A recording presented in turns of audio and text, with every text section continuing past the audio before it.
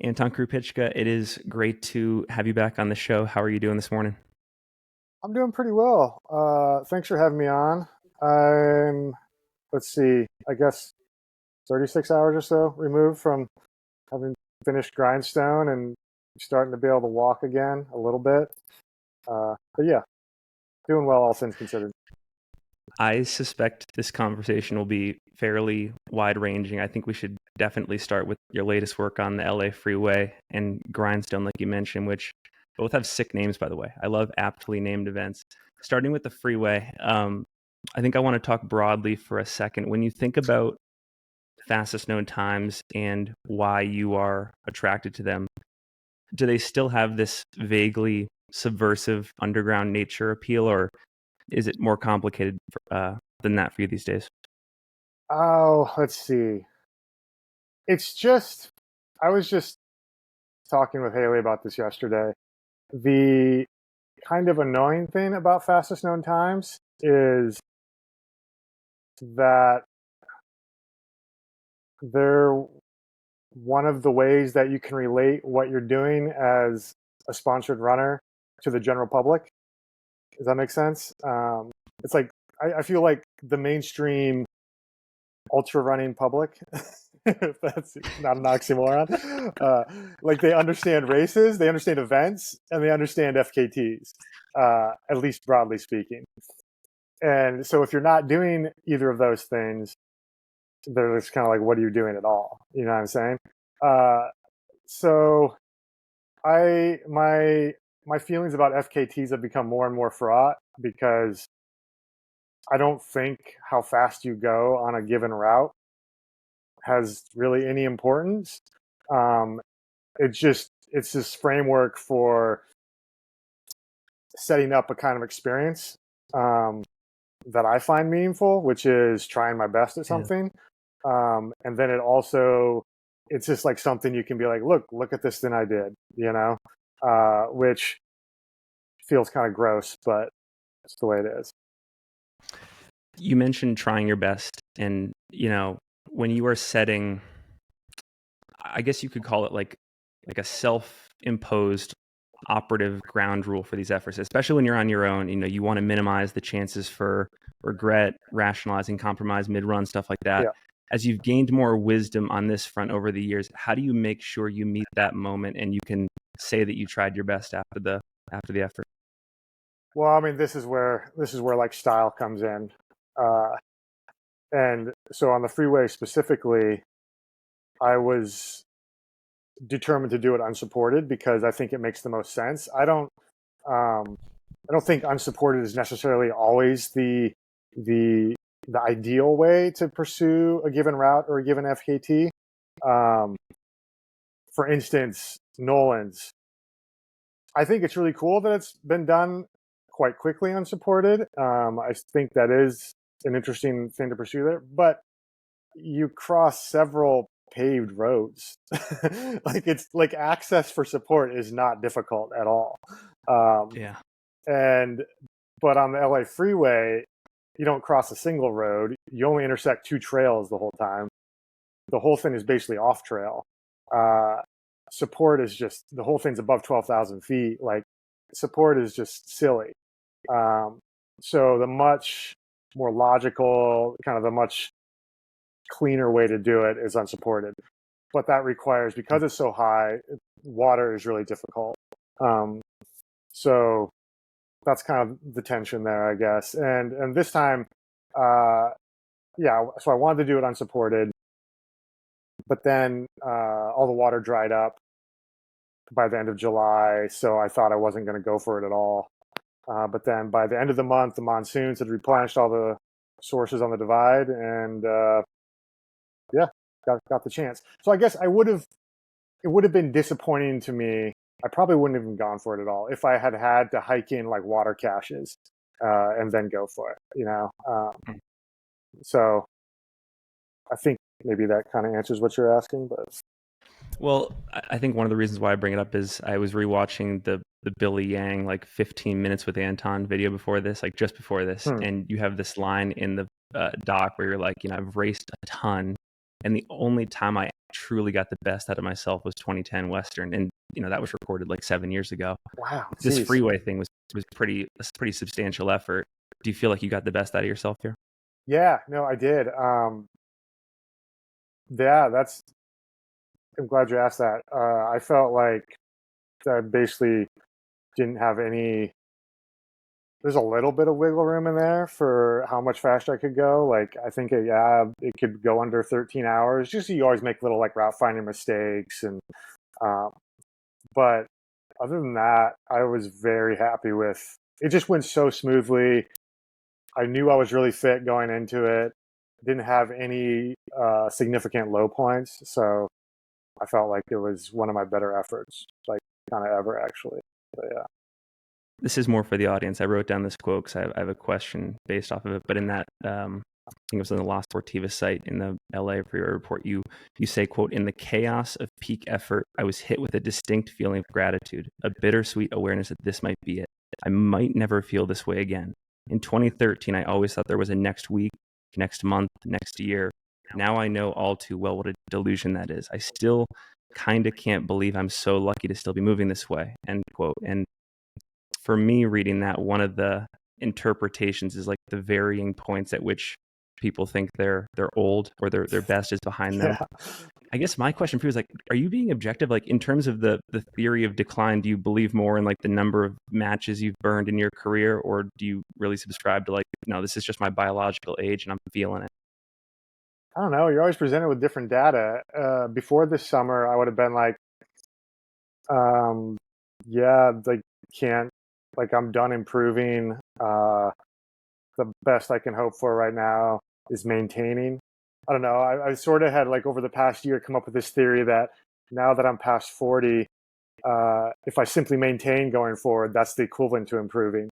But I mean, this summer, I guess my only caveat to saying that this summer I was in as good a shape as I've ever been in, if not the best shape I've ever been in, is that it was maybe for a very narrow niche style of running, which is like uphill at altitude. But I don't know. That's still something that I've tried really hard at in the past, in my career. And I was just objectively the most fit I've been in that regard this summer. So, but then I don't know, like I did Grindstone, I guess not yesterday, day before yesterday. And I felt like I sucked, but I don't know. I did not feel good at racing 100 miles. I think there's a lot of different factors for that, but so I don't know. It's just kind of, yeah, I think I can still be a decent runner. I felt like a really good runner most of the summer. Yeah.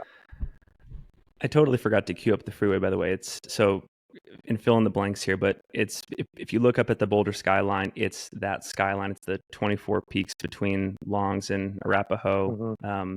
Pretty remote, need to be multi-skilled, not just a runner. So like that was your shape this summer, you'd say, like the high altitude For uphill, sure. I but mean, also just like, yeah, exactly. I mean, the LA Freeway was my goal for the summer. Like when I did the Freeway 3 weeks ago now, it was not, I was like, this is my priority. Like, this is what I've been training for all summer, very specifically. If I somehow recover from this, I'll do Grindstone because, I need to get a Hardrock qualifier. It's a UTMB qualifier. But I didn't expect to be able to come to Grindstone. I think that's part of why I had kind of a pretty poor race at Grindstone. But, the Freeway was absolutely my focus for the summer. I mean, I went up Longs 30 times this summer, which is just, that's altitude, it's hiking, it's technical footing, it's technical scrambling. That's not your typical trail running, I would say, Yeah.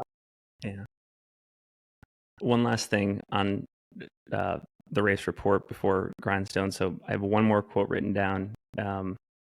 You say, quote, "An objective like the LA Freeway can't be purchased or marketed. That might sound disingenuous to some, but I can't emphasize this enough. The material goods are largely trivial.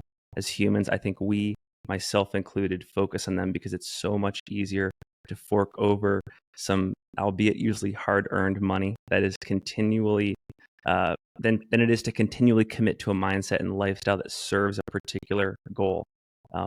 Why were you feeling this way in the blog? Like, why did you feel compelled to kind of share this view with the audience? Well, because it was a blog post that was ostensibly about the material goods I'd use for the Freeway. And to me, something like the LA Freeway is it's not about like the pack on your back or the shoes on your feet. Those are just incidental. They're just like necessary things you need to like get the job done. But it's not why you spend a summer kind of devoting your life to trying to do this thing as well as you can. You know what I mean? And I guess I just wanted to be, I don't know. I just feel like it's important to insert those caveats. Maybe it's just for my own soul, you know, of like, I don't want to feel like I'm just like being a marketing shill or something. And, I appreciate that. So I don't know. That's why that kind of thing gets inserted into a write-up like that, I guess.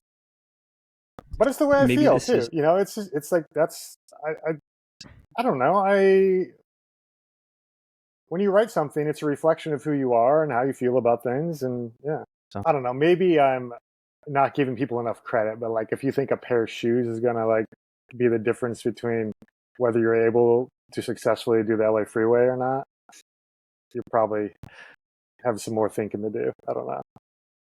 I mean, I don't know if you know this, but so we had Jasmine Paris on the show after Barkley this year, and she wore the exact same pair of Innovates for all 3 attempts at Barkley, and she had been using those shoes in training too. So it was a 3-year odyssey with the same pair of shoes. Wow. Insane. And she was repairing them on the fly. It was incredible. That is actually insane. I started the Freeway with a brand new pair of shoes, 0 miles. I did Grindstone with a brand new pair of shoes, had like 1 or 2 miles on them. Like, I like new shoes. My feet, I don't know. They need all the help they can get these days.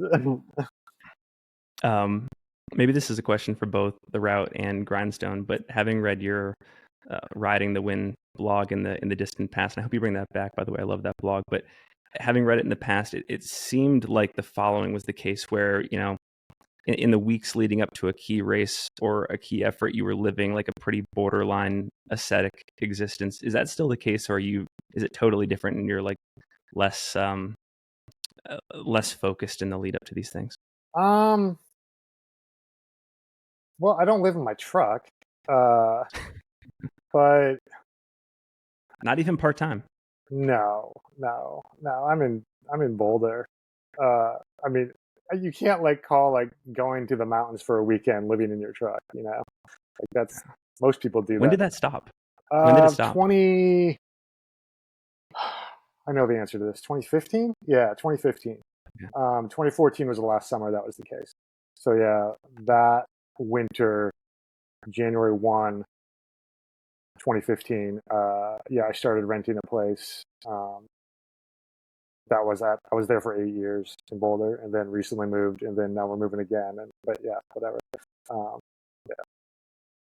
So I mean, aesthetic existence. No, it's much different. You know, like I live with Haley. You have to.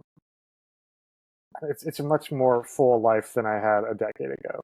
You know, and like the living in the truck is. I was never like that psyched on it. I was always really angsty about it, you know, because you go running and then you're just like hanging out in a coffee shop or like in the back of your truck and you're just like, what am I doing out here? Like, I don't know. It's like lonely, you know? And when you say full now, what are some examples of how it's just become more of like a built out existence?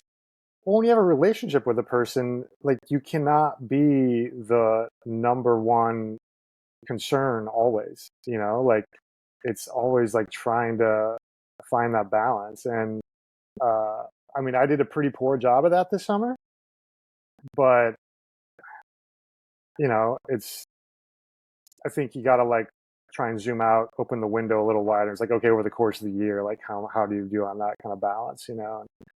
It's definitely like time to swing focus in another direction after this summer. This summer, yeah, it's been too much.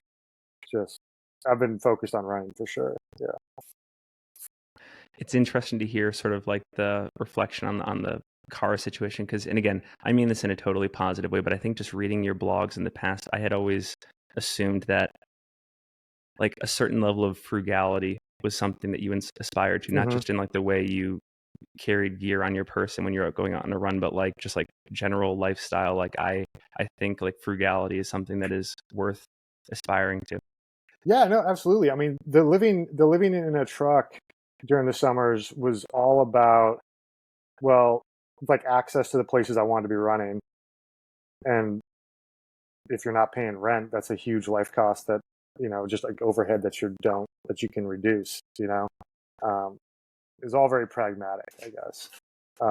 Yeah. So yeah. The Grindstone selection was so interesting to me. Was it purely a decision based on the doors it opened for stuff like, you know, a Hardrock opportunity in the future or a UTMB opportunity, or is there something about that area of the country where you're like, this checks a certain box of interest and I'm gonna, you know, race it for itself as well? No, definitely not the latter. And that is no shade against Virginia or the Appalachian Mountains. I actually do really like this part of the country. Like I said, we've spent a lot of time in North Carolina, and it's relatively similar. But this was a problem during the race. Actually, I had no intrinsic motivation for the race. It was all like, I want to qualify for UTMB and I want to qualify for the Hardrock lottery, and that I realized. I mean, you know, I had 21 hours or whatever to think about this. Like, I was like, yeah, I need intrinsic motivation to finish a 100-mile race. They're too hard. They're so hard. And if I don't really care about it, like, it's just going to be too easy to drop out. So yeah, I found it, like, those, like, kind of like little things I needed to check off the list were just enough motivation to get to the finish. And then at a certain point, there just becomes like pride in finishing what you started. But that even becomes pretty hollow when you're like in that much pain for that long. You know? Is it true you were also at some point considering doing the Canyons 100-miler earlier this year? Like that would have been the alternative to doing Grindstone? Not this year. I think that was last year. This year, Last year, this okay. year that was never a consideration. Okay. Though I had other things going on in April. We were actually in North Carolina in April, working on this cycling event, and yeah, it just, the timing didn't work out for Canyons at all. And I can't remember. I was probably kind of like low key injured late winter. I don't remember anymore. You know, it's just like my Achilles is always kind of like only semi workable, but yeah. Was Grindstone the first time you had done a race where there was very little intrinsic motivation, or have you had to sort of deal with that at other times in your career? Yeah, the only other time where this was the case was the second time I did Rocky Raccoon. What year was that? It was the year Ian Sharman like ran 12:44. 13, 14, maybe? 2011, because it was 2011, after, okay. it was after Western States. Yeah. And so I had a clause in my New Balance contract at the time that if I because New Balance was so into like the road marathoning and track and field world. And at that time, the quote unquote world record for trail 100 miles was 13:14. I think Eric Clifton had it or something like that. And so if I ran faster than that at Rocky, I had like a $10,000 bonus. And so I was like, yeah, I'm going to Rocky to like do this. Turns out Ian ran a half an hour faster and beat me. I got second. I was still a couple minutes off of 13:14 in second. But yeah, that was a race that was purely extrinsic motivation and almost monetary, you know, just going there to like try and win this bonus. Ended up being a very bad idea because I had a post-tib injury in my shin that then went on for a couple of years as a result of that race. But yeah. I know it's so hard to forecast, but do you anticipate this being the last time you do something for qualification purposes, or just because you have to like quote unquote get it done? Or is it just like part of the job where, you know, every so often, like you just got to go sign up for something outside your wheelhouse? Yeah, I want to run UTMB again. I'd be lying if I haven't been inspired by, well, for sure, Ludo, even Jason Schlarb. Um, I feel like there's a lot of guys over 40 now who are running quite well in mountain hundreds. And it's like, and then just with how good I was feeling running this summer in the mountains, I was like, oh, like this is something that, I never had the race. I never had a satisfying race at UTMB. Um, so it would be nice to go there and just felt like I had a decent run around the mountain. Um, and wherever that falls competitively is sort of immaterial. It's more just like feeling like I had a good race. And then two, I've never done Hardrock, and it's like the coolest race out there. So of course, if I'm healthy and running, I want to be able to like do one of those, I mean, on the UTMB side, it's wild to think that the guy that you were battling with back in 2013, Miguel Harras, is like Yeah, still in Miguel's it. another one. And Totally. He's like you almost know, 50 now. And yeah, he and I ran the first like 75 miles of the race together that year. Yeah.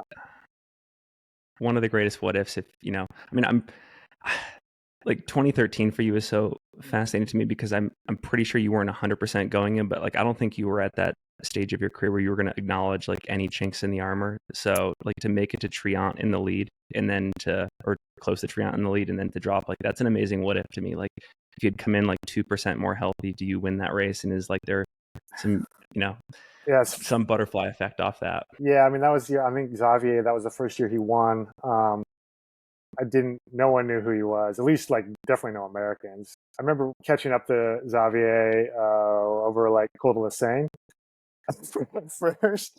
You probably don't know this guy. He's this local Colorado guy. I thought it was his buddy of mine, Brendan Trimboli, from Durango, and because it just kind of like looked a little similar, like same stature and stuff. I was like, what the heck is Brendan doing up there? Like, how is this possible? But yeah, Xavier. Anyways, because it's in the middle of the night, whatever. No, it's really funny you mentioned 2013 UTMB though, because the reason I dropped out that year was because my left Achilles completely blew up. I was like walking backwards going uphill a Bovine out of Champagne. And like it almost caused me to drop at Grindstone. Like the same exact problem. Like just feeling like, you know what, my Achilles might rupture, like this is a bad idea. But I don't know. Now that I'm like 36 hours removed, I feel like maybe it's going to recover eventually, but it might take a couple of weeks. I don't know. We'll see. I've now been over to UTMB, or Chamonix, I should say, 3 times, run a fair bit on the course. And one of the things that interests me, like there is terrain in the Alps, obviously, that we don't have here, but none of this course really engages the stuff that's different from like even a Western states. Like I've always said, like you can drive a golf cart on most of this course. It's like Western with like 10 or 15 grand more of climbing. Do you feel like at this stage in your career that like that type of like need to run a lot of the course, a lot of 100 is still something that you like want to be competitive in? Yeah. I don't mind running. You just have to train it, UTMB, I don't know, I've run UTMB twice. And you're just walking up long hills.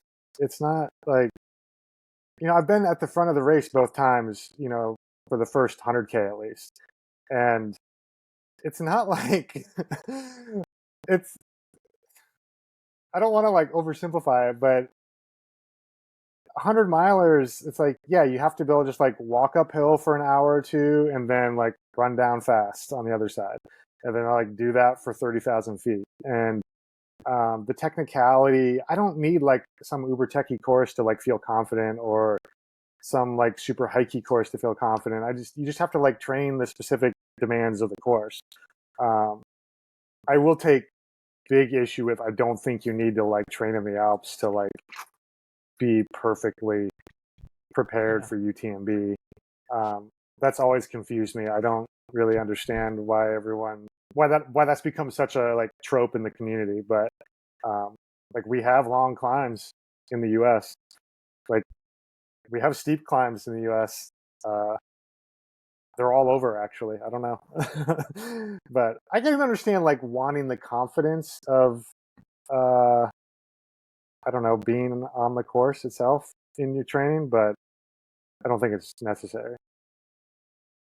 Oh, we 100%. I'm like literally after this conversation, I'm going to stop record and I'm going to go over to Big Cottonwood Canyon. I'm in the Wasatch. I'm going to go do Stairs Gulch to Twin Peaks, probably the last one of the season before I was gonna say, you guys got some snow there now. Like, yeah. A little bit. Yeah. I mean, my buddy just did the whirl 2 days ago and there was some snow up near like Dromedary and stuff. But yeah, like you can get 5,000-6,000 foot climbs from the floor in Salt Lake. It's incredible. Yeah. And there's many locations in the US, I think, where you can find long enough climbs to prepare for UTMB. But yeah, I'm kind of getting into the weeds here. That's what this podcast is for. And then I guess just in terms of like the overlaying motivation, just coming back to UTMB, is it just the ambiance? Is it actually the chance to like get the most out of yourself physically and competitively? Do you want to be up there trying to do something like win the race or top 10, whatever? Like talk about the not the anxiety, but just like the urge to do it like right now. Like I'm going to go run a race that I don't necessarily want to do independently in order to get there. Yeah, I like a big circus. It's like, I think 100 milers are really hard, and it's nice to have kind of like all that extra energy around the event to propel you through the distance. B, it's just a really cool objective to like circumnavigate Mont Blanc, and it's a life experience that I want to have, again. And it's fun to have an excuse to like be in the Alps for a month or something. And I don't know, UTMB. I mean it's funny because like this Grindstone was the first quote unquote by UTMB event that I've done, and like I understand now sort of the heartburn in the community about that whole concept. It's just like UTMB and Hoka go so hard with the branding at these events. Like it's just like kind of discordant, you're like in this little state park in Virginia, it's like feels pretty rootsy, and then it's just like loudspeakers and banners and arches, and you're just like pylons. Yeah, it just feels like not the right vibe, but I think, but that to me that like fits in Chamonix though. It's like so Euro. It's so just it's such a dramatic place. So I don't mind that. And then I should know this history. I don't off the top of my head. What is your like multi-decade long relationship with Hardrock? Like how long have you been trying to get in? Have there been any close calls where you've almost been on the start line? I can't remember. Yeah, no, that's a good question. My relationship with Hardrock has mostly been through pacing and crewing Joe Grant there. I can't remember if he ever got 5 finishes or not, but he definitely, basically from 2011 through like 2017, I was down there every year. And for me personally, getting in, I got in 2012. But that shin injury that I picked up at Rocky Raccoon the year before took me out. It was dumb. I should not have pulled out of the race that year. I ended up being healthy in time for the race. But anyways, that's like one of the major regrets of my ultra running career is like taking myself off the starting line there. And then 2015, I think I also got in. I don't remember, but I had a stress fracture after Trans-Gran Canaria, and there's no way I could do it. So I think I have been on the start list twice. So yeah. Okay. And did they have Dale's picks at that point in time? if they did, it was definitely not public knowledge the way it is now. Okay, gotcha. Wow. All right. And do you think Hardrock, like, because we're talking about UTMB, which is an amazingly aesthetic route in our sport, do you feel like Hardrock still takes the cake as like the most aesthetically pure of the long course mountain races in our sport? I mean, I haven't done like Grand Raid or of the high profile ones. Hard Rock is the best, I think. But like I said, I haven't done Grand Raid, which seems like it would be up there. Okay. But Hard Rock, I mean, I think you actually go through a wilderness area.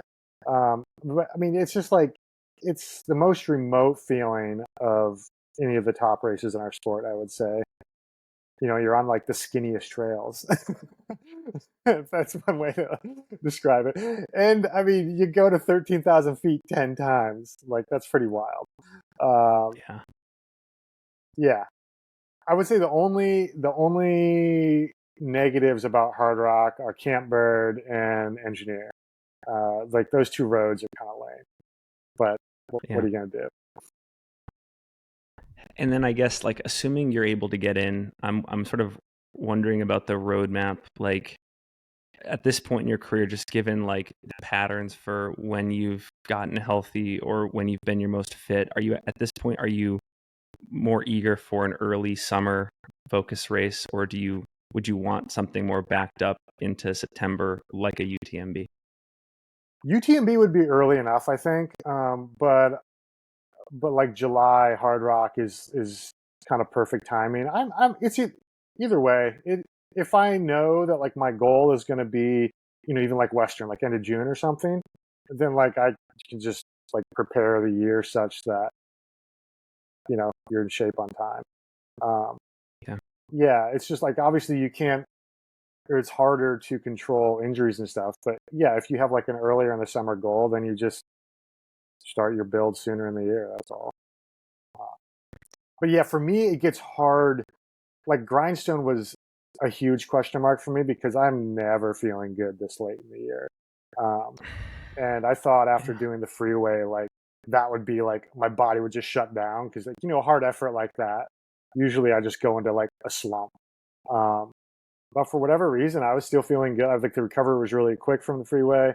I don't know. Maybe Grindstone was actually proof that like I wasn't as recovered as I thought I was. But yeah, September is not an ideal race month for me. Like late September, like this. This is the time of year where it's like, I don't know, like drinking coffee and getting fat for a little bit.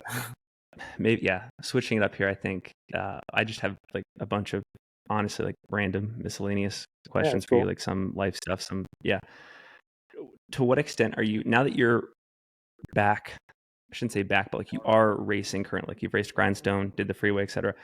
Based on that activity, do you find yourself following the sport more, like being interested in what other people are doing, or are you still at the stage where it's like, I'm out of touch with that, like I'm not following anymore? And like half and half. Like I definitely follow the sport. Yeah, I have followed the sport more the last couple years, I would say. Um, yeah, you know, pay attention to like the results at major races. I feel pretty out of touch with the sport though, because I feel like I don't know hardly any of the names of people who are like competing anymore. I'm aware of like I think who the good runners are or like who are some of the top runners, but I would, compared to my knowledge of the sport, you know, a decade or decade and a half ago, it's terrible. But I think that's just natural of getting older too, that you're not like, you know, you're not like a young hip kid anymore who's paying attention to everything and knows everybody, you know. But no, I definitely like, Right. I mean, I could tell you most of the major 100-mile results, I think, this summer. So I feel like that qualifies as following the sport. Yeah, what'd you think about the Leadville record dropping? What are your thoughts there? Oh man, I could probably write a whole Substack about this. I actually have been kind of like writing a whole Substack in my head about this. I thought when I was going, you know, for that record 15 years ago, I thought that Matt Carpenter himself was capable of sub 15 at Leadville. Wow. I just knew like the kind of runner I was and the kind of runner he was, and I was like, I think I can run 15:40 at Leadville. That means Matt should probably be running sub 15 here, you know, because Matt was just a way better runner than me, especially at altitude like that. I mean, crazy. So I guess even David going that fast wasn't. I guess the only thing that was surprising to me about David going that fast was that it was his first 100, and that his track record in longer ultras pretty shitty, if we're being honest. I think he would probably say that. And so it was super impressive to see him pull that off. But I don't think that 15:26 there is like. I think someone will go a lot faster, probably in the next like 3 to 4 years, maybe even next year. Like, I mean, I think there are guys in the sport right now who could easily go sub 15. I don't, not easily, but like, I will not be surprised when someone runs like 14:40 at Leadville. So you think Matt running whatever it was, 15:30, 15:40 back in the day, that was a relatively marginal day for him, and he didn't come close to getting the best out of himself? It was only his second 100 ever. No, it wasn't even close to his best. No. I mean, I knew that when like he went to the halfway. Okay, no one else has only slowed down a half an hour in the second half of the race the way that Matt did. So Matt went out in 7:35 and came back in whatever, 8:07 or something like that, I guess, to run 15:42. No, everyone else has slowed down like an hour the second half. So I think that, or you could be like, okay, maybe Matt just paced it correctly, but I just think he didn't. I think he had too much left, put it that way. Absolutely, that was nowhere near. Okay, what? So the year before, I got to get my 2000. No, that same summer. No, 2004. He ran Lake City, 50. And he went sub 8, like 7:59, broke the course record by an hour or something crazy. And people were just like, oh my God, of course, it's Matt Carpenter or whatever. Dakota has run a half hour faster than Matt there. Like, there's not, I don't know. There was a time when the sport has not progressed at Leadville the way that the rest of the sport has progressed. Does that make sense? Like, sure. Like Western, UTMB, like these races have like leapt forward in terms of the performances there, but Leadville has not kept up with that same level, and it's because it's fallen out of favor in the community for some, I think, completely illogical reasons. Like people are just like, oh, like Lifetime owns it, and or it's like it's too runnable or some shit like that, and it's like, yeah, whatever. I think Leadville is a super cool race in a super cool part of the state. I think the course is like crap, but who cares? Like, that's not why I run races, for like cool courses. Like I do all my other running is for that reason. Like races are for competition. And yeah, I just think now 15:26 just like, okay, that's just like starts putting it back into the kind of level that should be, joining the rest of the sport. I don't know. Did you know Matt Carpenter personally? Yeah. We weren't. What's he like? Oh man. Matt is sort of. I've been trying hard not to be like Matt, I guess. I met Matt. So Matt was like the reason I went to college in Colorado. I just idolized him in high school, like internet was nascent. I remember like waiting for web pages. Like he had a web page called skyrunner.com, and it was like, waiting for that shit to load on dial up. And like, I got like, he started the incline club. I was so excited to get the scholarship I got to Colorado College, because I could live in Colorado Springs, which is basically Manitou Springs. And, that was mountain running mecca to me because of what Matt did. Yeah, we eventually did a little running together through the Incline Club, and we, I would go to like some of their runs and their parties and stuff. But Matt's like a very competitive. I don't know. He has like kind of a tough personality, and but he was very supportive of me when I did Leadville. Uh, I remember he wrote this really nice long email to me afterwards, like kind of like grading like how I did during the race. Seriously? Oh yeah. And What did he give you for a grade? overall maybe like a B- or something, but Oh my it God. was like an A, like an A for like balls. I remember because like I went out like close to course record pace or something, but like a C+ for like executioners. I can't remember. It was bad because I blew up pretty hard around like 80 miles during that race, and the first year I ran it, and yeah, but it was that kind of stuff. But I guess I've always just been like a little bit disappointed that Matt hasn't. And this is everyone's choice. And now that I'm getting older, I understand his kind of position in the sport more. But like, a few years ago, Dean Leslie, who did all like the ultrarunning TV, Of course, yeah, Solomon. Yeah. yeah, he was trying to get in touch with Matt for, I think they did like an episode on the Incline or something like that, right? And so he was like asking me like if I had a contact for him and stuff, and like I did, and I was like, but I don't think he's going to be interested, and he wasn't, and he obviously wasn't a part of that episode or anything. And I guess for such a legendary runner, you just wish that like he was willing to be a little more like open, involved in the scene still, but like that's his choice. And like I was saying, now that I'm in my 40s and I've had like a pretty fraught relationship with the sport for the past decade, I would say, I understand his non-desire to be a part of it anymore.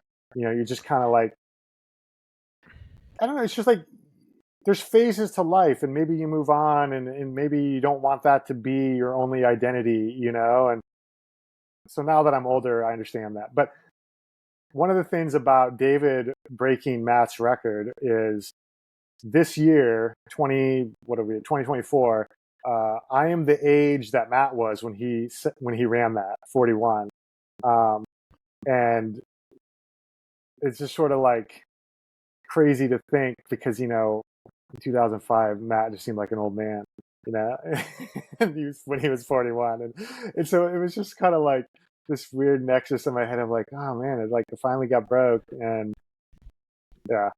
Anyways, I'm rambling at this point.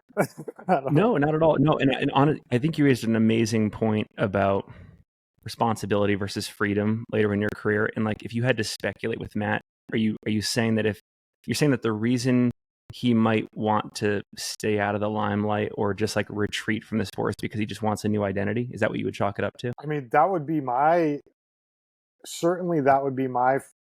that's the way I feel sometimes, for sure.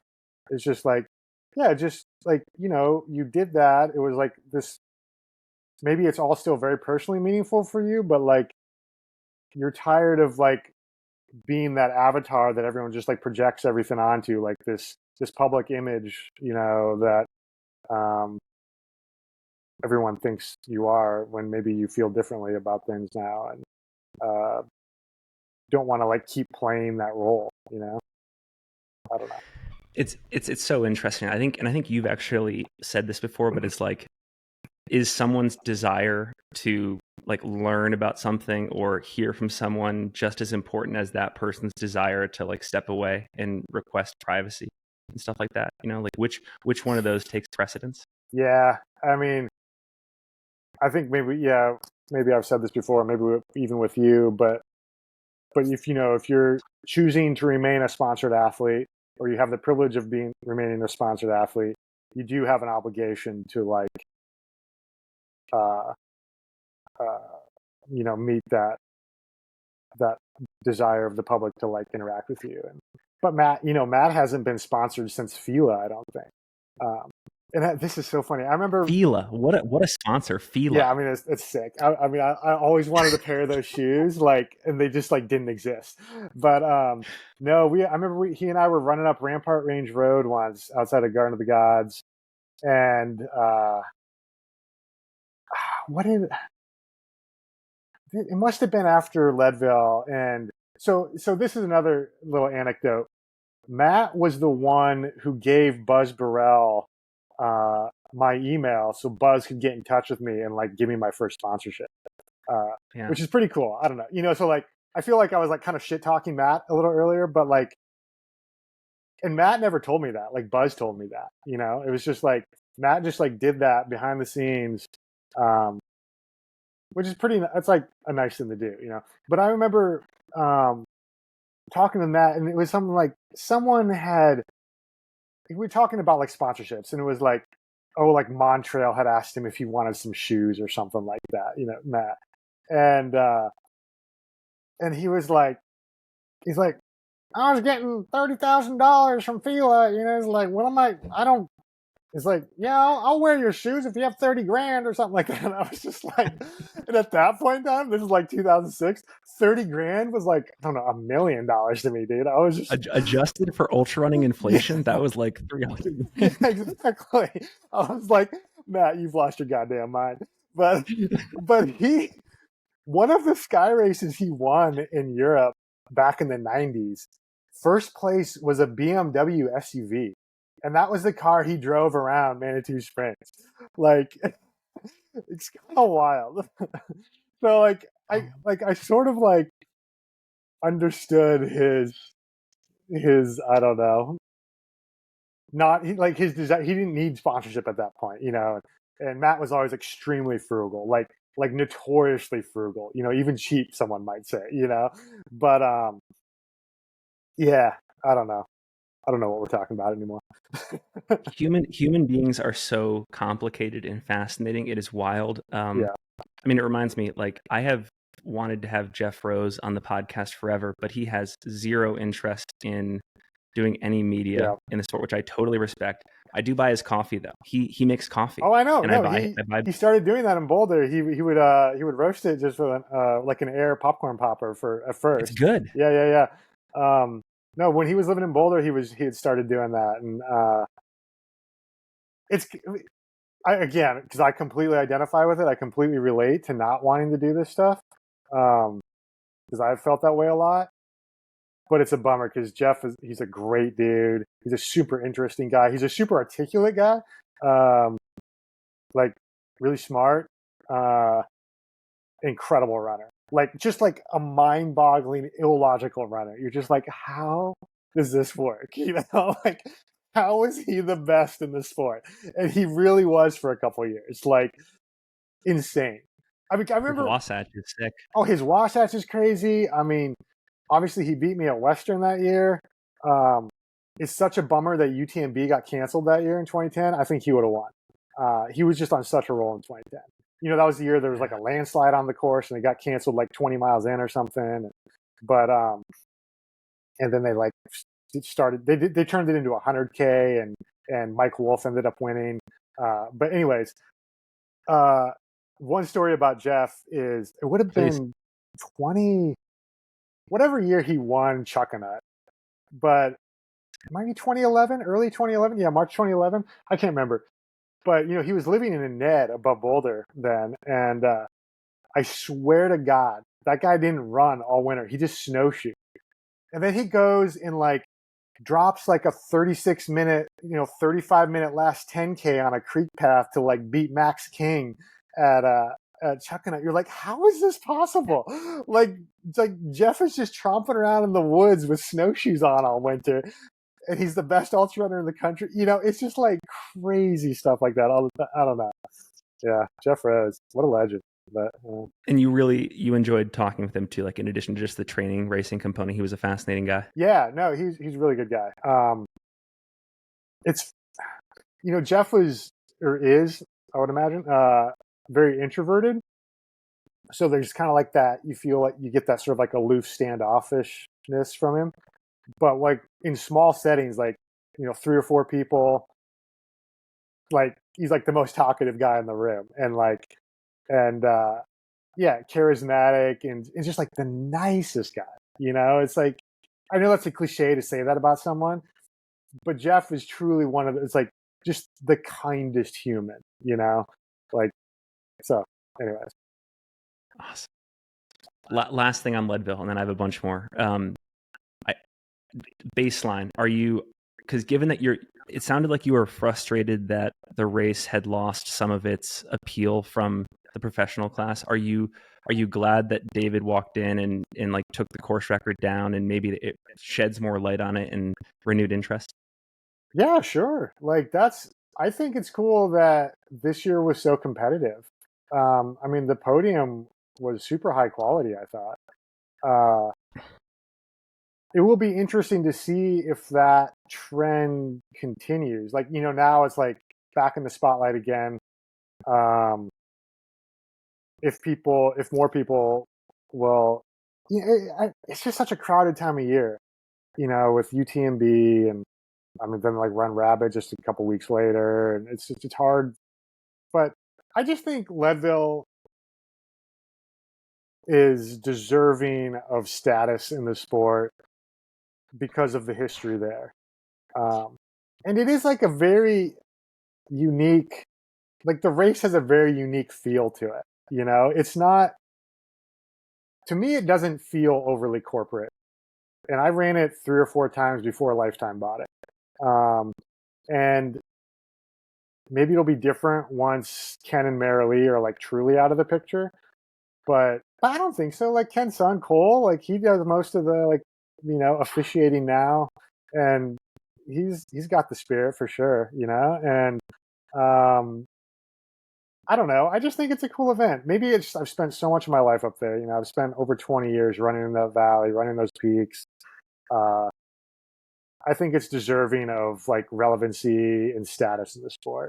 But yeah, dude, I still can't get it, especially in this era where we are lamenting real or perceived the increasing professionalization of the sport. I can't get out of my head that like 20 years ago, Matt Carpenter was driving a BMW after winning a race. Like,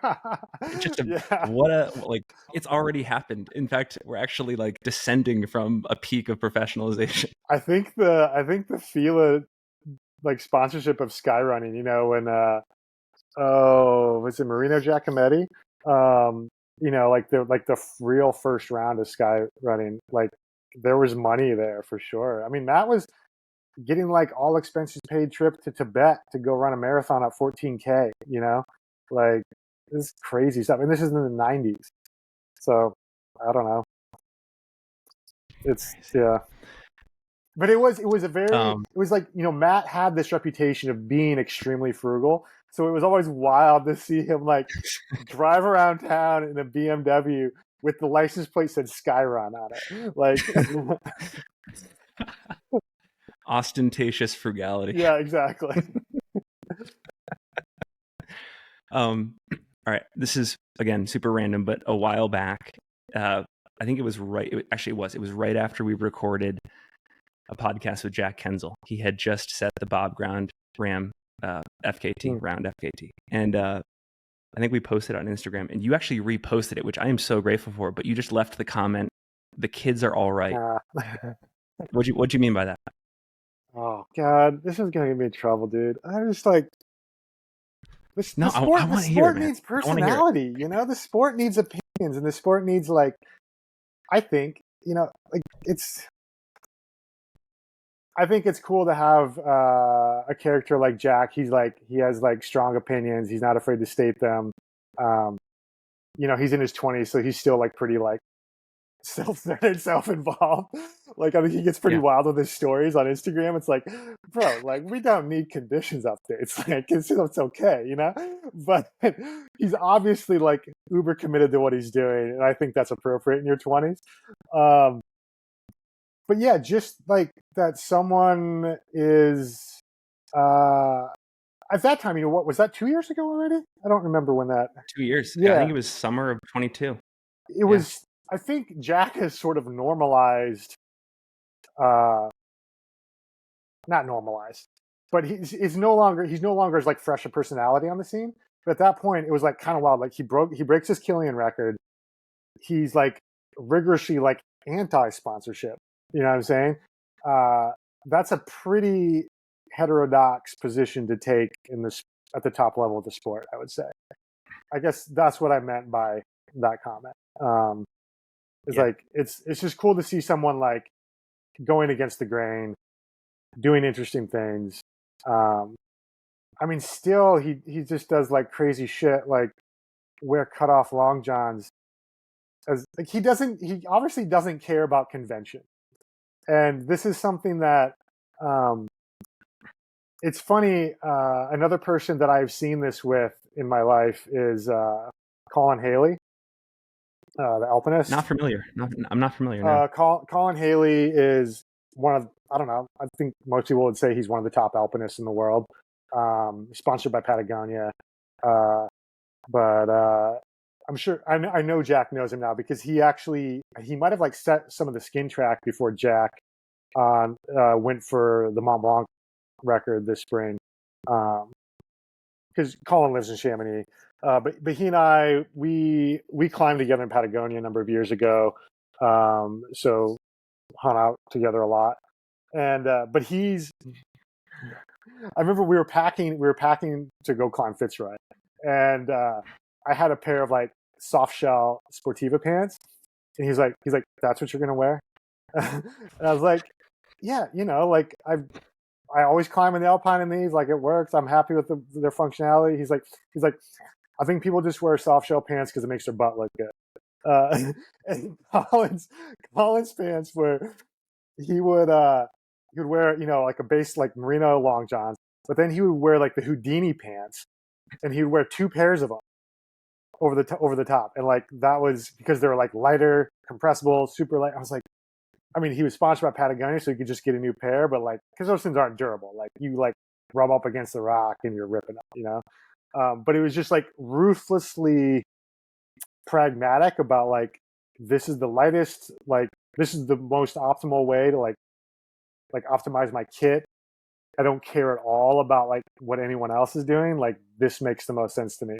And it seems like Jack has a bit of that sort of like, he doesn't care about doing a speed record on hood in his underwear because he feels like as a bigger athlete, he needs to like dissipate the heat, for optimal performance. And it's just like, bro, you're literally in your underwear in like, ski boots. Like it's hilarious, and it takes like a unique individual to just completely disregard. Like we're social animals. Like we don't want to be rejected from the group, and like humans like to, reject people for reasons like that.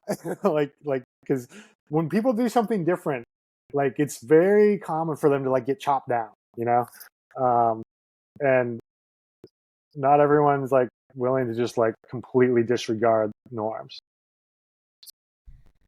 Would you say Jack is representative of a dying breed, or has someone like Jack always been the exception in our sport? What do you mean by like been the exception in our sport? Like personality wise? Oh, I see what you're saying. Stylistically. Oh, okay. Yeah. I think the latter. Yeah, I don't think that there's some golden age of trail running or ultra running where everyone was like a bunch of wackos. Well, actually, maybe that's not true. Now that I think about it, every time, because there is some like make ultra running, weird again sentiment, no, real or perceived, Yeah, exactly. I just always push back against the idea of a golden age. If anything, I just think it's like, it's not. I just hate that everyone thinks once they get to a certain age that shit was always better in the past. You know what I mean? But it is the norm for any activity or any like group to, as it grows, as more people participate in it, it inevitably, just like by numbers, that means that it's going to be diluted. It's going to be normalized. It's going to be, it's not going to be fringe anymore. It's not going to be edgy, This happens in everything. It happens in art. It happens in certainly in cycling. It's going through that right now, and that's fine. That's just the way it is. So yeah. So in that respect, yeah, maybe there was a higher percentage of wackos in ultra running just because the pool was so much smaller 30 years ago, and now there's more people like, I don't know, doing Ironmans. But like Ironmans used to be the wacko fringe too, you know? Like when like the first Kona Ironman, that shit was as like underground and counterculture as you could possibly be. Like that is sick, you know? But now it's like it's sort of like the placeholder, like you refer to Ironman as like corporate sellout, like yuppie bullshit, you know? And so it's just crazy how it changes over the decades. This Jack kind of reminds me about this, and I'm curious to get your take. You know, you think maybe also about people like Danny Gilbert, Stefan Gabriel, people you've climbed and biked with, and you think about really enthusiastic people in sport, not necessarily amazing athletes, but like super stoked, enthusiastic people in the mountains. How would you say their enthusiasm like concretely manifests itself and impresses you? I mean, it's all. I'm thinking of like Danny and Stefan. It's funny. Both of them are engineers. I think Stefan's an electrical engineer, but Danny's a structural engineer. And so they have like full-time real jobs, like in real responsibilities, wife and kids. But the space that they're still able to make in their life to like, you know, getting up very early on a regular basis just to like go climb rocks, you know, like it's just cool. I don't know. That inspires me that like, I don't know, it takes a lot of effort to bring that kind of stoke like consistently is impressive to me, I guess. I don't know. And write about it. Danny's a writer, right? And Danny's a good writer. Yeah. Yeah, exactly. That's, I mean, Jesus Christ, Danny, because I like, he's always on me about like, you have to like publish monthly on Substack, you know? You I should. know, dude, I'm telling you, I got the balance incorrect this summer. It was like just running was all I was doing to the detriment of other things in my life, and it was not ideal. I was a good runner again for like a few weeks, but you know, got to keep things balanced. Anyways, yeah, no, Danny's a great writer, and he's very consistent about it, and that kind of thing, like keeping your word, is super impressive to me. Those aren't easy things to do. So yeah. I think those people impress me the most, the people that are able to do it, but then also, and this is part of the reason why I like talking with you, is like not only doing it and showcasing it, but then communicating the experience. I think that's the part that I latch onto the most. Yeah, it's just like those are the people I relate to the most, you know. Danny, obviously, he has a flair for like, he's able to zoom out and like think about and reflect on like sort of the role of all this in the larger human experience. And but then also like Danny's sort of a notorious shit talker too, you know. It's just like he's able to like keep both sides. I mean, it's why we're friends, is because like, I don't know, he's well-rounded that way. I think I know the La Sportiva story, like Buzz reaching out after Leadville and being like, yo, you want some shoes, and kind of going from there. But I know a lot less about the New Balance story, and I'm so interested in that story because at least on the American side, from like a visibility standpoint, they seem to be totally out of it. Yeah. You So mean like currently? How did they approach you? Okay.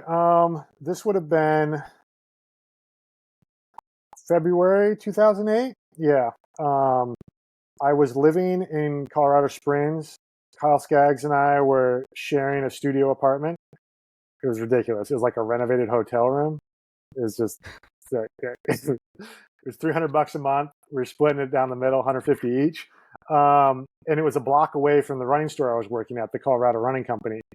And they had a Wednesday night group run, and the tech rep there, this guy Greg Tyndall, had apparently talked to someone at so tech rep for New Balance, and talked to someone higher up at New Balance. The story I was told was that New Balance had been paying Jim Whittaker, I believe the first American to climb Everest, and he was like 80 now or something. This is back in 2008, and is like, we're probably done paying Jim as an ambassador, you know. So they had like some extra marketing budget freed up, and they're like, well, what should we do with this? Do we want to like stay in this kind of like outdoorsy space? It's like, oh yeah, trail running's hot, like let's do that. And Greg, the tech rep, was like, oh, there's these couple guys in Colorado Springs, you know, coming up in the sport, you should talk to them. So this product line manager, Brian Goffey at New Balance, we just had like dinner with him that night at a little deli, and Kyle and I each became New Balance sponsored athletes for $4,000 each for that year. And we were just like, I mean, we're, again, you know, our rent was $150. So it was just like $4,000. It was like, yeah, of course we're doing this. This is crazy, you know? So, I mean, that's how it started. Who were some of the athlete managers and product people that you were interfacing with over the years? And like, what was that like? Were they good people and like kind of letting you input into the process? Yeah, New Balance was insane, dude. I mean, I like designed the back and forth. So Brian Goffey was the product line manager for trail. Well, I think he had other responsibilities too, but he was overseeing trail running there and trail running product. And the emails back and forth with him on product were just, I think he was like a little surprised at how psycho Kyle and I were about what we wanted in a shoe and how specific we were. But yeah, that 100 series, like the 100, the 101, and then the 110, like were all extremely down to our specifications.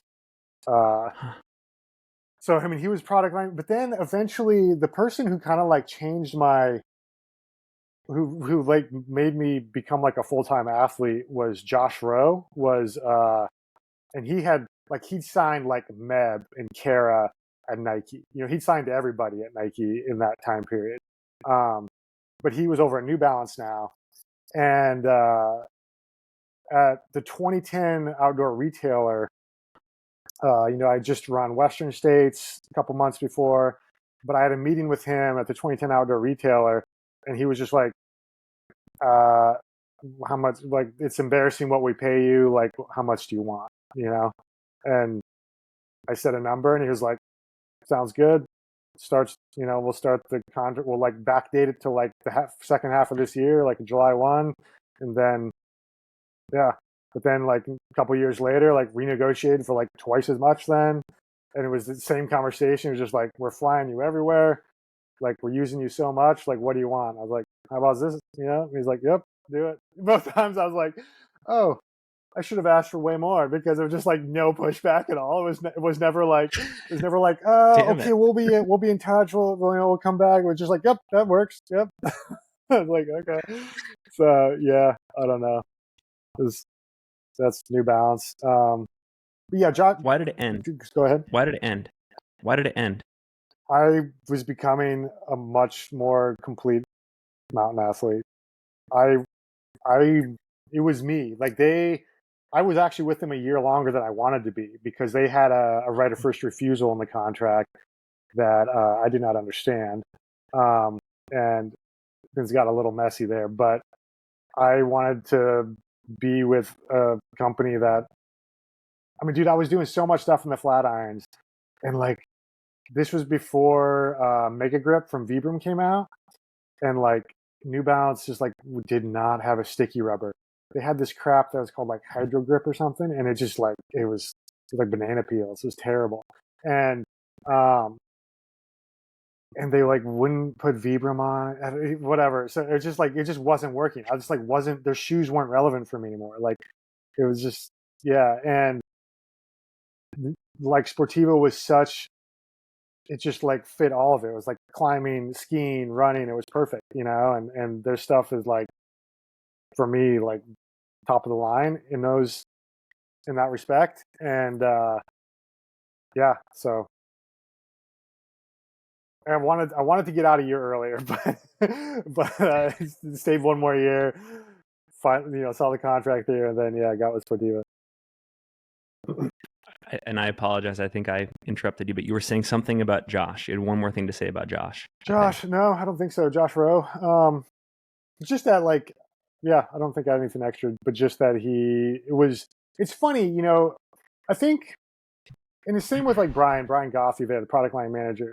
I think companies are often too maligned as being these faceless entities, and what really a company comes down to are the humans that work in that company and the relationships you build in those with the people in those companies. Like, that's who the company actually is, in my opinion. And with individuals like Brian and Josh, it's like quality people that that completely changed the course of my life, really, which is pretty crazy to think about, but I'm so grateful for it. I will say, though, that I have been fortunate in that both New Balance and Sportiva are privately held companies. So it's a much different culture, I would say, than, for instance, a publicly traded company like the North Face. There's sure, a lot of different pressures there internally, and I think there's a lot more turnover, and things that makes a huge difference in company culture. And speaking to Sportiva, I mean, this is just my observation, but 10 years with a single brand, especially when it's a head-to-toe partnership, that's impressive. Like, most, regardless of the sport or the profession, 10 years with anybody is wild. Yeah, sometimes things just work well, and I'm hugely appreciative of my relationship thus far with Sportiva and the products and the people, and like they're there in Boulder where I live, the North American branches, and I've been lucky to travel to Italy a bunch, so have a rapport with everyone over there too, and so it's just over a decade, you build a relationship. This is, again, just like another like random thing I wanted to ask you about, but was also rewatching the 2010 Western States JB Benna stuff. I think there was like an outtake video on YouTube where you and maybe it's JB, and then I think Scott and Jenny are just like walking around downtown Boulder, like going out to dinner, and it was a cool like BTS thing. And I've always wondered, like, in the same way you were talking about Matt and Geoff and like your relationships with them, to me as an outsider, like seeing you in the late 2000s, early 2010s, rising to the height of your powers, and then Scott conversely is starting to phase out the racing portion of his career. What was that dynamic like? Like, do you have any recollection of just like how you guys would hang out or the conversations, anything that like stuck with you over the years? It's funny, I was recently thinking about that because the summer of 2010, Scott was going over to run UTMB. Probably like his third time there or something, maybe, I can't remember. But so we were actually doing a number of long runs together that summer in the Alpine. Like, we did a couple runs like in Rocky Mountain, like a 35 miler and then like a 50 miler, and Jurek was just like getting fit for UTMB. I don't know, like we would run together pretty regularly back then. But I always remember, or thing that stuck out to me is like what Scott would have been. Well, he just turned 50 last year, so I guess he'd have been late 30s then. And he was always like, "I'm done when I get to where you are now." Yeah, exactly. Well, even younger.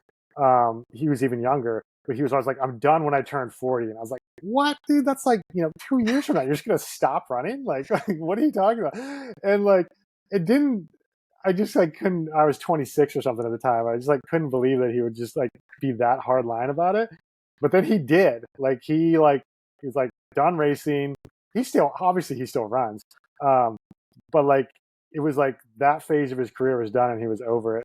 And like I get it. Like to stay at the top, like it requires a huge level of commitment. And like they started a family and but. Yeah, as a result, though, like I just like haven't run with Scott in a long time. It's like years. Yeah. So. Yeah.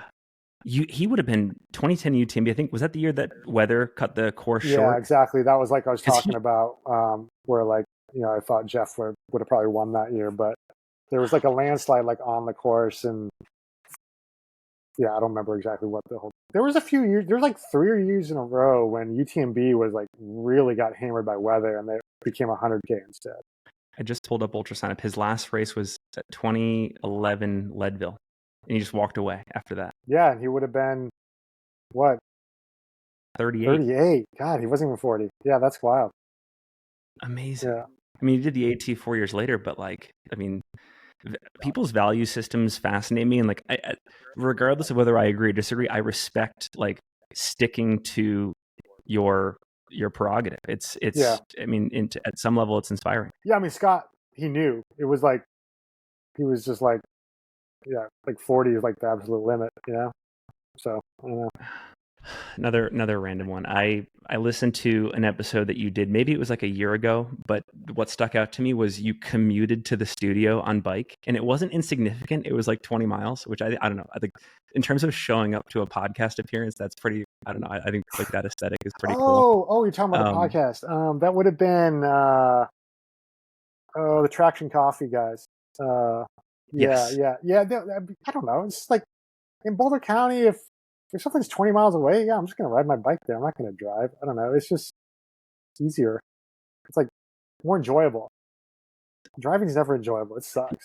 You're like, stop at stoplights and sit in traffic and shit. But I've never asked you anything about bikes, and I'm curious, like, what parts of, like currently maybe, what are the parts of bike culture that really get your attention, keep you like intellectually stimulated? Bike camping, I would say, like bike touring, like more like the lifestyle aspect of bikes, I guess, of having adventures, like going out on a big bike packing trip. The racing is it's funny. I've gotten like really into following World Tour road racing. This is like the Tour de France, that kind of thing. And to where I follow like the whole professional season. It's the sport that I pay the most attention to. Like I definitely pay more attention to professional road racing than I do to ultra running at this point.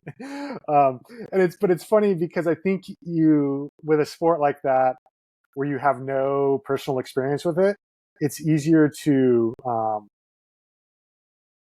of like make the heroes in the sport, to like exalt them, to be like, oh, like this is like a heroic human being, when you have no experience. Like we're in ultra running, like I don't feel that with anybody, because like I know the sport too well. I'm just like, oh, that's just like another dude, like that's just another woman who's like really good at running. Like, okay, big deal. Whereas like when someone like Tadej Pogačar or Matthew Van Der Poel or Wout van Aert, like what they do just seems inhuman. So I guess it's easier for me to be a fan of a sport that I have very little experience in than it is to be a fan of a sport that I'm like so deeply embedded in. But I guess I bring that up because it's really weird that I'm such a fan of that part of the sport when it's like, it's not, I have no interest in it, of like doing a road race at all on a bike. My bike riding is much more long tours and commuting. Those are the things. I mean, I do a lot of just like daily riding as well, but the stuff that gets me excited is going on like, basically long camping trips on the bike, and like big rides that are, similar to ultra running, like big rides that gets you excited. But are the athletes on that scene, just as human beings, are they either like A, more interesting, or B, more free to be interesting, or are they also locked into the same constraints and they're like performance robots? Or it depends on the aspect of the sport. I mean, there's so many different kinds of cycling, similar to running, but definitely I would say the professional road racing, like Tour de France, it's as robotic as it gets. It's as scientific and like it's insane. Like where during the season, when the season being like, 9 months of the year, basically, like every meal is planned. Like they know exactly how many calories they need to like replenish, to like recover from a ride, so that you're getting exactly what you need, but no extra, and just like, yeah, power and all that. It's gotten, they just have every aspect, the like heat training, keeping the body cool, all of it. It leaves little room for personality, and it seems like I'm sure all these people have personalities, but like, I think it's hard to have a personality and not get, like, that's a really hard lifestyle, to live such a regimented lifestyle. And so to be successful, you have to like commit to that lifestyle, and it takes a certain personality to do that. And I often find that like that personality is not as like interesting to me, but yeah, that's at the highest levels. In more adventure cycling or yeah, it's still fringe, so there's just people. Anytime you're optimizing purely for performance, there's a flattening effect on what you can be like putting your energy into. Does that make sense? And I don't know, like, that's just, it's harder for it to remain interesting, I think. I mean, it almost comes back to the Jack Kensel conversation, and like I was trying to reverse engineer why I'm attracted to people like that, or at least I respect people like that. And sometimes I wonder how much of my interest in those people is based on purely just based on their willingness to reflect on the hard choices they've made in life. Mm-hmm. And maybe people who are in these like Tour de France positions, like they don't have that luxury, like the time to just sit around and like be philosophical about what they're doing. Like that's actually like, I mean, that's a mental drain to some extent, right? It's and like they're too busy. Exactly. And it's like someone like Jack would never make it in the World Tour because he's too like contrarian, he's too resistant to authority. And like these teams, it's very much a hierarchy. Like it's a top down, like this is what you're doing. And yeah, so there's just no room for those kinds of personalities in that. And that's, I mean, like, the top rider in the world right now, Tadej Pogačar, like he simply because he's like willing to race sort of illogically, in like he'll attack like when it would make more sense to conserve energy, maybe. He's considered to be like this flamboyant sort of like outrageous personality, and it's just like, no, he's just not like a complete robot, like he's just like has like a little bit of irrationality that he's willing to express, but it's all relative. Yeah, exactly. So I don't know. Okay, because we were talking about gear earlier in your Sportiva report for the Freeway. Do you have more interest in gear when it comes to bikes than running? Like, do you have more tolerance for that conversation? Because maybe with bikes, it's more of an art than it is in the running realm. I used to, but then I recently came to the realization that it's like, it's kind of just like art or it's like consumerism masquerading as art. Interesting. It's like there was a couple of years. How'd you get there? Oh, probably Haley, like being so deep in the industry. Like she writes for the Radivist, which is, I don't know, maybe like the number one like hype site for like bike stuff on the internet. And you just realize, or I just really realized there was a couple years where like I thought like I needed these components on the bike and blah blah blah, and it's like you're like, I've never treated anything else in my life this way, where it's like you need like the newest like bliniest thing, it's like, no, like it's fine, like your bike is fine. You don't need to have like the made in the USA like $500 component on your bike to go for a bike ride. Like whatever you have already is more than adequate, you know? But there was definitely a couple years where like I was kind of like down that path of like thinking that this was somehow like more important in some way, you know? Like bikes kind of give you this license to like oh, like a little bit like I ride a bicycle, you know, like I'm not driving a car, so I'm somehow like a better person, you know? It's like, no, like that doesn't automatically make you a good person. Like, because I feel like it is different in running, but it's interesting that at least in the biking world, based on what I think you're saying, part of the marketing initiative from these companies is to intentionally create romanticism around that conversation. No, just whereas it's like more utility based in our sport, right? it was definitely running is definitely more utility based, I would say, but there's just a certain aspect to bike culture. It's sometimes referred to as alt bikes or like alternative bikes. Is like, okay, I don't know, there's like a fetishization of like made in the USA and like, oh, this small builder and like, and it is really cool to like support these people in the industry because, you know, if you're in that scene, maybe you eventually become friends with a lot of these people too. And like, and that is really cool. But at the end of the day, like, if you're not riding your bike very much, then like, what are we even talking about? You know, like, I don't know. It's sort of like I think the focus should remain on the experience and not so much on the product. So I don't know, but I have a deep appreciation for the, I mean, there's an absolute artistry to frame building and then to like the build you actually do with the frame of making a complete bike. And, but it gets a little exhausting when like that is kind of all that you're like hyping in the industry. I think the experiences you have on your bike are like far more interesting and important, but that's just my personal view. Yeah.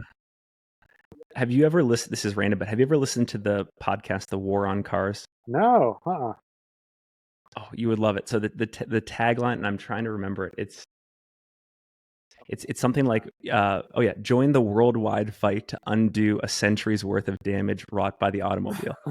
Nice.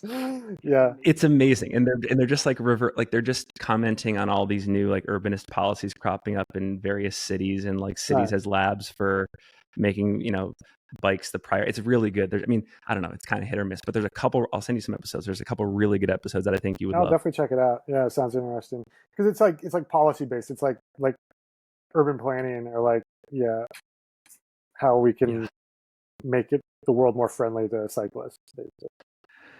Because they use your term. They call bikes self-reliance machines. And so I was like, I wonder if Anton has listened to this podcast. I haven't even heard of it. Yeah, that's interesting. I'll definitely check it out. On cars. One more like history question. How about, when was the last time you talked to Kyle Skaggs? Are you guys still in touch? So this winter, right at the end of winter, I did this big bike ride through New Mexico and Arizona in March.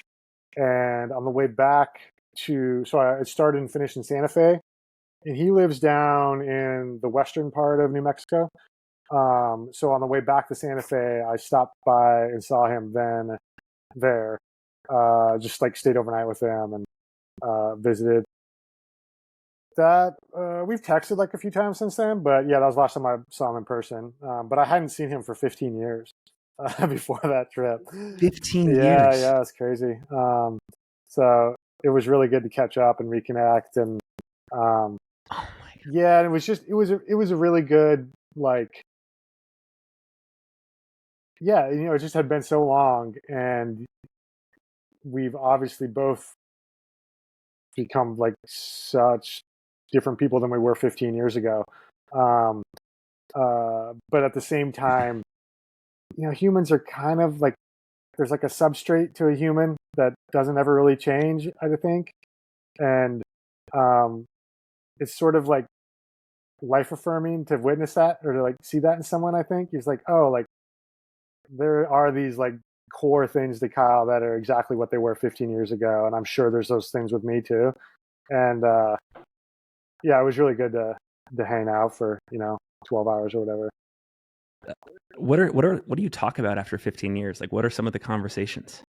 I mean, Kyle is, it's interesting because Kyle, so the tension that I've always felt in my relationship with Kyle is that he is living the life right now that I, to some degree, have always felt like is the life that I was supposed to be living as an adult because of, so, he, operates an organic farm, vegetable farm, but he's like ruthless with being self-sufficient.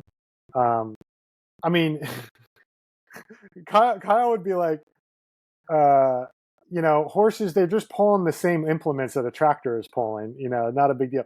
But using horses to plow your fields and cultivate your fields, that's fucking crazy. Like, it's not a normal, it's so much extra work that like It's like Amish. It's like yeah, borderline it's just like Amish. a whole nother layer on top of like all like farming is such hard work, and but Kyle, and this is the thing, like, and it's kind of like was his sort of like downfall in the sport too, is Kyle was an incredibly hard worker, and just like ran himself into the ground, and he like has done the same thing with farming. Like, hasn't run himself into the ground, but like, there's been like eventually some compromises made over the last decade and a half of like how he's gone around operating things.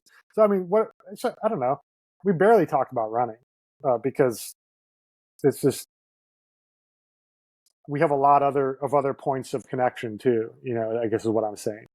So, Your comment there that Kyle's existence reminds you of the life you were supposed to be living is fascinating. So do you struggle with that idea that like, yes, I am an athlete and like I love what I do, but like in another universe, I'm maybe back in Northeast Nebraska and continuing on a lineage of some sort? maybe. I guess I just say that because the way that Kyle, like the lifestyle that Kyle is leading right now, I would say is always sort of like was the lifestyle that like my parents were kind of striving to lead. Um, and so when you're brought up, when you're raised that way, like, I mean, those values get kind of like instilled pretty deeply. And so I've always felt this kind of like, I don't know, frisson with, or friction, I guess, with, I don't know, being a professional athlete and, you know, living in a city and not, not, I don't know, having like a less public life and a more intentional life. Anton, we have a lot to talk about, hopefully in future episodes. But it's been an absolute pleasure to have you on the show. Hopefully excited to see what plans unfold next year, either regarding Hardrock, UTMB, or both. I guess before we go, any final thoughts? It won't be both. There's no way it's going to be both. It won't be both. Yeah. So that's one of the final thoughts. It will not be both. It'll be either Yeah, or. yeah. Any other final thoughts, comments before we go? Nah. I think we probably talked long enough. Yeah, that's good. But yeah, thanks for having me on. Thanks for the interest. Yeah.